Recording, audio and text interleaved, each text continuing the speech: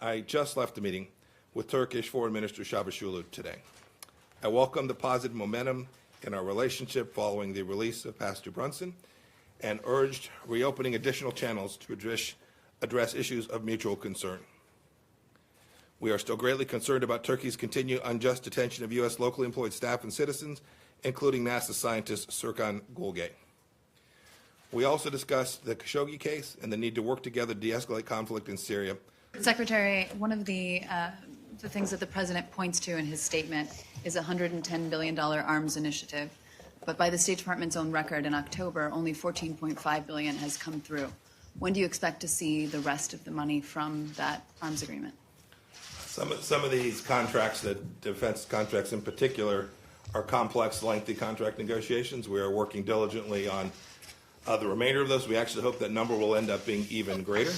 I couldn't tell you when those negotiations will conclude, but we are very, very hopeful that each of those commitments that the Kingdom of Saudi Arabia made to the United States to purchase equipment will be completed in a timely fashion. Mr. Secretary, based on the President's statement, moving forward, the relations with Saudi Arabia won't be affected by the killing of Jamal Khashoggi, and how can you differentiate between the kingdom and the crown prince?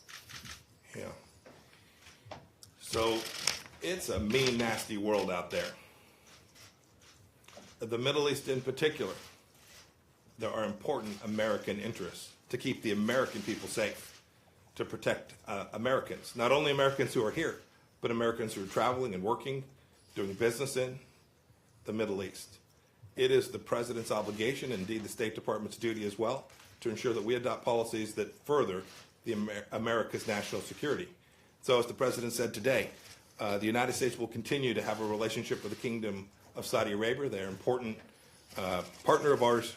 We will do that with the Kingdom of Saudi Arabia, its people. That is the commitment that the President made today. So does the America First agenda mean putting U.S. business interests ahead of human rights concerns? Talking about what we have already done, there has been an enormous effort with respect to fact-finding pertaining to the death, the murder of Jamal Khashoggi. A lot of U.S. resources have been devoted to determining the facts to the best of our ability to determine precisely what happened there.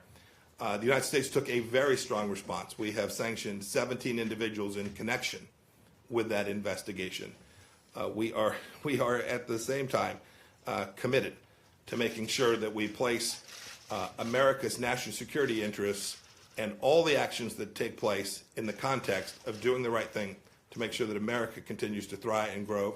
And when we do that, the world is better off for it too, and the Middle East is better off as well. Hey, NBC News viewers, thanks for checking out our YouTube channel. Subscribe by clicking on that button down here and click on any of the videos over here to watch the latest interviews, show highlights, and digital exclusives. Thanks for watching.